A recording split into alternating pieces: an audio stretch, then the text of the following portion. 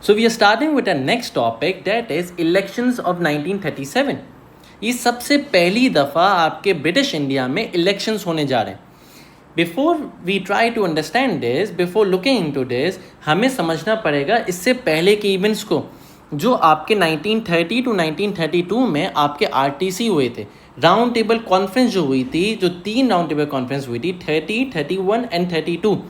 तो 33 में एक वाइट पेपर ब्रिटिश ने निकाला. वाइट पेपर क्या है? वो एक ऑफिशियल डॉक्यूमेंट है जिसमें सारी आरटीसी की बातें ब्रिटिश ने एक डॉक्यूमेंटेशन कर दी कि ये हमारी आरटीसी में डिस्कशन हुई है. फिर ये ब्रिटिश पार्लियामेंट में गया था और ब्रिटिश पार्लियामेंट में फिर बहस हुई, डिबेट हुई, और वहाँ पर फिर 1935 में एक्ट ऑफ इंडिया आया, जिसको हम कहते हैं इंडियन काउंसिल एक्ट, जिसको हम कहते हैं government of India act of 1935. ये सबसे लास्ट और सबसे मेजर रिफॉर्म था ब्रिटिश इंडिया का, 1935 में जो एक्ट ऑफ इंडिया आया. ठीक है, उसके अंदर क्या बोला गया था? उसके अंदर बोला गया था कि हम आपको प्रोविंशियल ऑटोनॉमी देंगे. ये बात हमने बहुत दफ़ा डिस्कस कर चुके हैं कि प्रोविंशियल ऑटोनॉमी क्या होती है.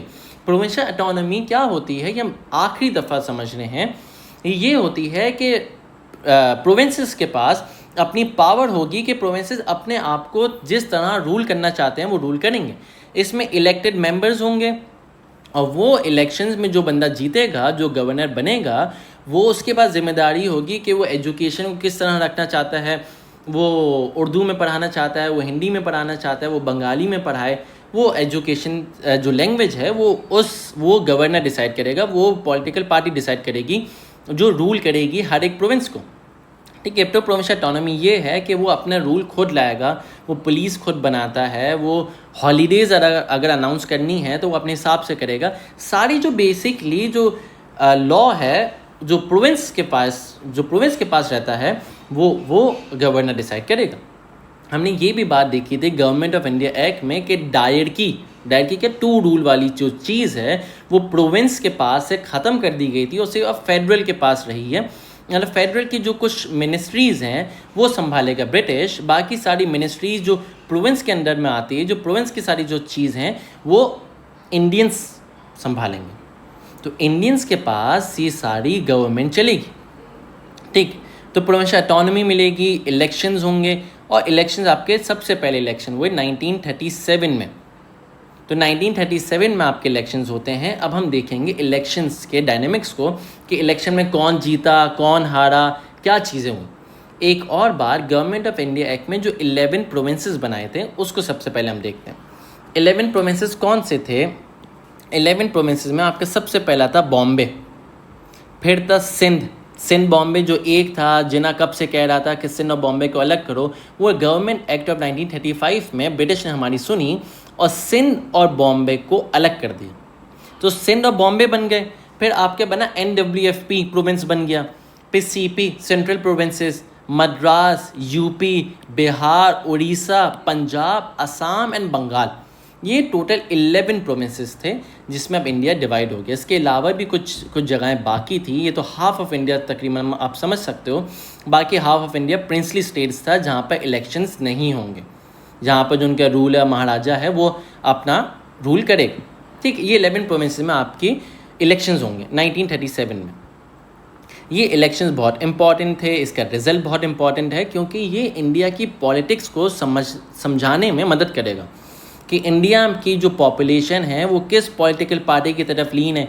क्या एमएल को बहुत लोग पसंद कर रहे हैं या दूसरी मुस्लिम्स. एक और बात, ML was not only the Muslim representative political party. Muslims की सिर्फ एक पॉलिटिकल पार्टी ये नहीं थी, मुसलमानों की और डिफरेंट पॉलिटिकल पार्टीज़ थी. ये बात समझना हमें बहुत ज़रूरी है कि एमएल में सारे मुसलमान थे, पर सारे मुसलमान एमएल में नहीं थे. सारे Muslims was not part of AML, but AML was basically cumulatively party of Muslims. ठीक है, ये सिंपल बात है कि मुसलमान जो सारे मुस्लिम्स हैं वो AML में नहीं हैं. बहुत सारे मुस्लिम्स हैं जो इंडिपेंडेंट कैंडिडेट्स हैं, बहुत सारे मुस्लिम्स हैं जिनकी अपनी पॉलिटिकल पार्टी है. जैसे पंजाब में पंजाब यूनियनिस्ट पार्टी थी, वो AML से कोई उनका ताल्लुक़ नहीं था, वो अलग ही मुस्लिम पॉलिटिकल पार्टी थी जो पंजाब में जीती. NWFP में सबसे ज़्यादा सीट्स मिली रेड शर्ट्स नाम के पॉलिटिकल पार्टी को, जो मुसलमानों की थी, पर एमएल से उनका कोई ताल्लुक नहीं। सिंध में एक और पॉलिटिकल पार्टी थी, सिंध यूनाइटेड पार्टी। बंगाल में मौलवी फजल हक लड़ रहे थे, जिन्होंने इंडिपेंडेंस के साथ मिलकर उन्होंने एक मेजॉरिटी हासिल करी। ठीक है, अब हम अलग अलग से पंजाब में सीट्स देखते हैं कि पंजाब सिंध में सबसे पहले कौन सी पॉलिटिकल पार्टी जीती। ठीक है, सिंध में कौन है? सिंध यूनाइटेड पार्टी के 28 कैंडिडेट्स थे, जिसमें से 22 सीट्स वो सिंध में जीते। सिंध में टोटल सीट्स हैं 60। कांग्रेस में कितने लोग जीते? 7 सीट्स जीती कांग्रेस।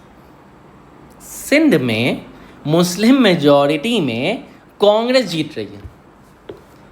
ये क्या बात है? इसको मैं समझाता हूँ।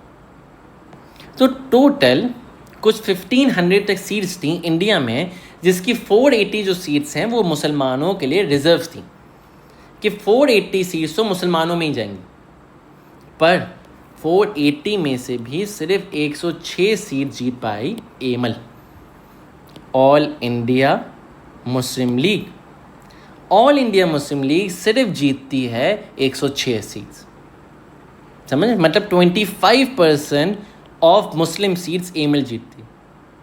बहुत सारी सीटें तो कांग्रेस जीती। हाँ, मतलब समझ में नहीं है कांग्रेस कैसे जीत सकती है। कांग्रेस ऐसे जीत सकती है कि हमने सीखा हुआ है कि कांग्रेस में सिर्फ हिंदूज नहीं थे, कांग्रेस में मुस्लिम्स भी तो थे। कांग्रेस में तो बहुत सारे मुस्लिम्स भी पार्टिसिपेट करते थे, वो इलेक्शन में खड़े हुए। तो कांग्रेस ने एक चालाकी क्या करी, जो मुस्लिम मेजॉरिटी प्रोविंसेस थे उसमें कांग्रेस ने अपना मुसलमान ले आया, अपना मुसलमान खड़ा करा। जब कांग्रेस का एक मुसलमान है और एक एमएल का मुसलमान है, तो उन दोनों में अब लड़ाई होगी, अब उन दोनों में वोट्स डिवाइड होंगे, और उसमें से मेजॉरिटी जीती कांग्रेस। कांग्रेस सबसे ज़्यादा वोट जीती। मुस्लिम मेजॉरिटी प्रोविंसेस में एमएल हारी और कांग्रेस जीती, ये बात थी। तो सिंध यूनाइटेड पार्टी जीती 22 सीट्स, कांग्रेस जीती 7, और मुस्लिम्स के जो कैंडिडेट्स थे वो जीते 3। सिंध आज़ाद पार्टी के 12 कैंडिडेट्स थे, उनमें से 3 सीटें जीती, और इंडिपेंडेंस मुस्लिम और हिंदूज जीते 25। देख लो, इंडिपेंडेंस ज़्यादा जीत रहे हैं, मुस्लिम लीग कम जीत रही है। तो एक बात तो समझनी पड़ेगी कि मुस्लिम्स के ऊपर अभी भी इंडियन मुस्लिम्स हैं, उनका ट्रस्ट नहीं है। मुस्लिम लीग ने अभी तक अपना फुल ट्रस्ट नहीं जमा पाई है इंडिया में। तो सिंध में तो मुस्लिम लीग हार गई बहुत बुरी तरह। सही है। बंगाल की हम सिचुएशन देखते हैं। Bengal was the largest province. ठीक है, बंगाल में 250 सीट्स हैं, उसमें से कांग्रेस जीतती है 52 और मुस्लिम्स 39। बंगाल में भी मुसलमान हार गई। दूसरी पार्टी 36 जीती, यूरोपियन ग्रुप 25 जीते, फिर 5, फिर 3, फिर Hindu Mahasabha 2। Independent Muslims 43 seat जीत गए। इंडिपेंडेंट मुस्लिम्स 43 सीट्स, मुस्लिम लीग जीती 39। तो बहुत सारे मुसलमान हैं जो इंडिपेंडेंटली खड़े हो रहे हैं, जो एमएल का पार्ट है ही नहीं। इंडिपेंडेंट हिंदू 39 जीते। तो बंगाल में भी मुस्लिम लीग की कोई गवर्नमेंट नहीं बनी। ठीक है, आगे एनडब्ल्यूएफपी तो मुसलमानों का था। एनडब्ल्यूएफपी में कांग्रेस कितनी जीती? 19 सीटें कांग्रेस जीत गई। Independent Muslims 21, independent Hindu 1, independent party 2, बाकी थोड़ी बहुत मुस्लिम जीत।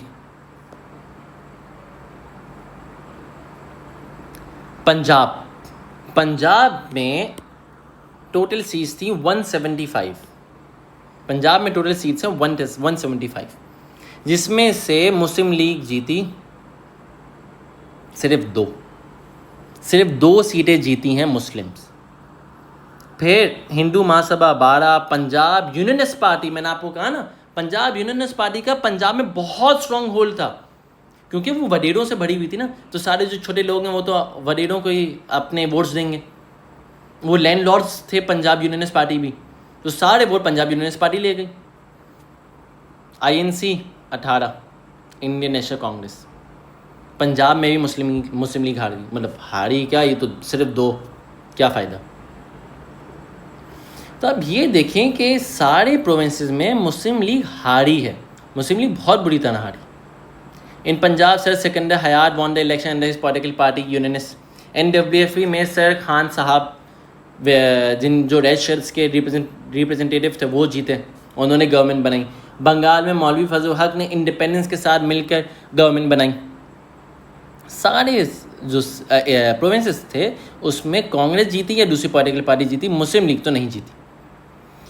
तो हमें अब ये समझना है कि मुस्लिम लीग क्यों हारी, मुस्लिम लीग का इतना बड़ा फेलियर क्या था। इसके 3 रीजन है। ये 7 मार्कर का आपके पास क्वेश्चन आ सकता है, ठीक है। 7 मार्कर का आप में इसके ऊपर सवाल पूछा जा सकता है कि मुस्लिम लीग क्यों हारी ये इलेक्शन। और इलेक्शन हारने की वजह ये है कि इनका लीडरशिप जो स्टाइल था वो बहुत गलत था, वो था एरिस्टोक्रेटिक। तो बेसिकली 3 लीडरशिप स्टाइल होते हैं, एक एरिस्टोक्रेटिक होता है, एक डेमोक्रेटिक होता है, तीसरा होता है जो लेजिस फेयर होता है। हम इनको लीडरशिप स्टाइल को नहीं समझेंगे, हम सिर्फ एरिस्टोक्रेटिक को समझते हैं। वो क्या था? एरिस्टोक्रेटिक ये लीडरशिप स्टाइल होता है कि मैंने एक बात कह दी, वो कह दी, अब वही फॉलो होगी। डेमोक्रेसी डेमोक्रेटिक स्टाइल में क्या होता है कि हम सब मिल कर बैठेंगे और फिर सब डिसाइड करेंगे कि क्या मेजॉरिटी है, क्या कंसेंसस आता है, उसके बेसिस पर बेसिकली आपके जो भी एक बात है वो डिसाइड होती है। वो होता है डेमोक्रेटिक, वो सबसे अच्छा होता है। एरिस्टोक्रेटिक होता है कि बस एक बात कह दी तो यही फॉलो होगी, मतलब जो आपके लीडर ने कही, जो जिन्ना ने कही, जो दूसरे लीडर ने कही, सिर्फ वो बात फॉलो होगी। इसलिए जो मुस्लिम लीग के अंदर लोग अपने आप को देखना नहीं चाहते थे, मुस्लिम लीग का मेंबर नहीं बनना चाहते थे। तो एरिस्टोक्रेटिक जो लीडरशिप थी उसके अंदर बेसिकली नवाब्स थे, लैंड लॉर्ड्स थे, सिर्फ वही थे। They do not have proper link with common people, क्योंकि वोट कौन करता है? वोट करते हैं कॉमन पीपल, आम आवाम करती है। और आम आवाम से तो आप बहुत डिसकनेक्टेड हो। नवाब कहाँ, आम आवाम कहाँ? आम आवाम से तो कोई बात करता ही नहीं है। नवाब, लैंड लॉर्ड्स, वो तो सिर्फ अपने डिसीजंस ही लेते हैं, ठीक है। This gulf between the leadership and the common people played an important role in the defeat of Muslim League in the election of 1937. समझ लो चीज़ों को, चीज़ें क्लियर हो रही हैं। Aristocratic leadership style was a failure for Muslim League. Second, the main demand of Muslim League was separate electorates. जो सबसे पहली बात थी वो separate electorates की डिमांड थी। Separate electorates, this demand only addressed the issues of Muslim living in Hindu majority areas. The league failed to address the issues of the Muslims of Muslim majority area. आज सिर्फ separate electorates ही मांगते रहे जो मुस्लिम minority areas में, जो Muslim majority है उन provinces में हमने क्या डिमांड रखी, उन प्रोविंसेस के लिए आपने क्या काम करा? कुछ भी नहीं करा। सेपरेट इलेक्टोरेट चाहिए, सेपरेट इलेक्टोरेट चाहिए, सिर्फ इसी पर ही आप लड़ते रहे, आपने अपना टाइम ज़ाया करा। तो मुस्लिम मेजॉरिटी एरियाज़ में तो सारे मुस्लिम मेजॉरिटी एरियाज़ में आपने हार आपकी हुई है। मुस्लिम माइनॉरिटी एरियाज़ में आप जीते हो, आप बताइए बात, पर मुस्लिम मेजॉरिटी एरियाज़ में आप हारे हो, जहाँ पर आपको जीतना लाजमी था। तीसरी, before the election there was a very weak network of the offices of मुस्लिम लीग। मुस्लिम लीग की पॉलिटिकल कैंपेन अच्छी नहीं थी, आपको मार्केटिंग करना लाजमी है। मार्केटिंग का शुरू से ही दौर है, क्योंकि जब तक आपने आपको बेचोगे नहीं, जब तक आपने आपकी जो प्रोडक्ट है वो आप बताओगे नहीं कि आप क्या करते हो, आप देख लो आपकी हार होगी। क्योंकि आप जितने भी अच्छे बंदे हो, आप जितने भी अच्छे टीचर हो, जितने भी अच्छे डॉक्टर हो, जितने भी अच्छा आप कोई प्रोडक्ट बनाते हो, जितने भी अच्छे आप सर्विसमैन हो, कोई आप सर्विस प्रोवाइड करो, जब तक लोगों को पता ही नहीं चलेगा कि आप एग्जिस्ट करते हो, तो कैसे आप तक कस्टमर पहुंचेगा, कैसे आप तक आपकी जो पॉलिटिकल कैंपेन हो कैसे सक्सेसफुल होगी? क्योंकि लोग तो आपको जानते ही नहीं हैं। तो जितने भी अच्छे हो, आपको मार्केटिंग और पॉलिटिकल कैंपेन करना लाजमी होती है। वो इन्होंने करी नहीं। कांग्रेस था वो तो पुराना पापी है, वो तो बहुत पहले से, वो तो 1885 से बनी हुई है। उनको आती थी पॉलिटिकल कैंपेन करना, उनको लोगों तक अपनी बात पहुंचाना आती थी, उन्होंने करा, वो जीत गए। मुस्लिम लीग का ये एक वीक लिंक था। Muslim League people also unable to became part of Muslim League due to lack of offices. उनके ऑफिसेस नहीं थे। आप पॉलिटिकल आप अपना पार्टी का ऑफिस बनाते हो अपने दूसरे एरियाज़ में, जहाँ पर आपको लगता है कि लोग आएंगे, लोग बातें करेंगे, आप वहाँ पर मार्केटिंग करते हो, आप वहाँ पर बैनर्स लगाते हो, आप पॉलिटिकल कैंपेन निकालते हो। ये सारी चीज़ें आपको करनी होती है और आपको इलेक्शन जीतना है। ये हमारा टॉपिक था 1937 का इलेक्शन, जिसमें मुस्लिम लीग हारी और कांग्रेस जीती। और इन द एंड कांग्रेस ने क्या करा, कांग्रेस रूल करा। 1937 टू 1939 कांग्रेस रूल हुआ, जिसमें कांग्रेस, क्योंकि एक 50% से ज़्यादा उनके पास सीट्स थी, अगर नहीं भी थी तो उन्होंने इंडिपेंडेंस के साथ दूसरी पॉलिटिकल पार्टीज़ के साथ अपनी गवर्नमेंट बना ली। तो 1937 में गवर्नमेंट किसकी आई, कांग्रेस की। और मुस्लिम लीग जो है वो कोई भी प्रोविंस में नहीं जीता है। तो जो 11 प्रोविंसेस हैं उसमें भी कांग्रेस के मेजॉरिटी ऑफ प्रोविंसेस कांग्रेस के रूल में हैं। तो कांग्रेस अब हर प्रोविंस को रूल करेगी और अपने हिसाब से रूल करेगी। तो नेक्स्ट टॉपिक में हम पढ़ेंगे कांग्रेस रूल।